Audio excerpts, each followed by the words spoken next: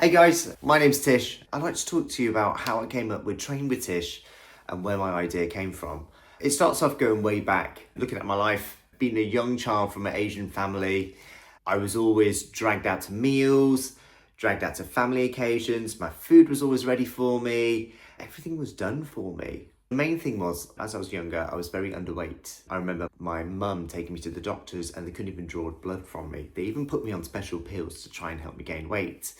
This changed as I got older. As I went to university, I was eating a lot of junk food because my main thing was being very underweight and wanted to put weight on. So it was only until my 20s where I actually started to put on quite a bit of weight.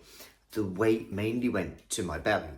A common occurrence with South Asian people. I remember going to the park with one of my friends and taking my top off, and my mate went, "Look at your Buddha belly." That was the snap in the stick. Soon after that, I lost a lot of my confidence. My friend, she didn't do it with any malice or anything. It was just an off comment saying, "Oh, look at your belly." But it was more, "Look at your Buddha belly." That's what they called it, so it had a nickname. Going from then, I decided to basically get a job in the gym.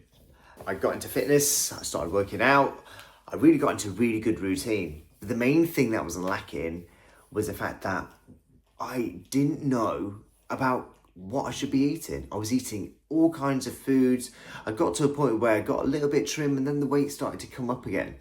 And the weight came up because I wasn't understanding what I was actually doing. This is a common occurrence with every Asian person. So you see a lot of Asian people that will go to the gym, they'll smash it out at the gym, but then when you go home, it's the food, it's the curries, it's whatever you do in your part-time, which counteracts the things you've done.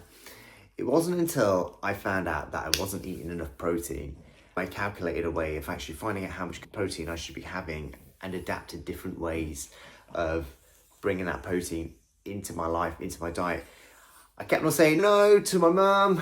Mum kept on saying, "You got to eat your food," and she kept on cooking her dinners.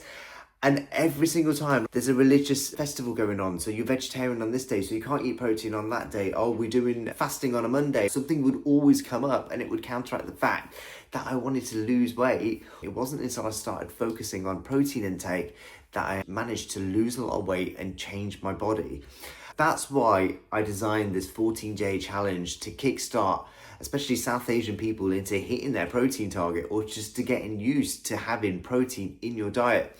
It's difficult when a lot of people are vegetarian, constrained by work, have a family which judges what they eat, or if they live at home and you can't eat certain foods on certain days, but there is a way around it.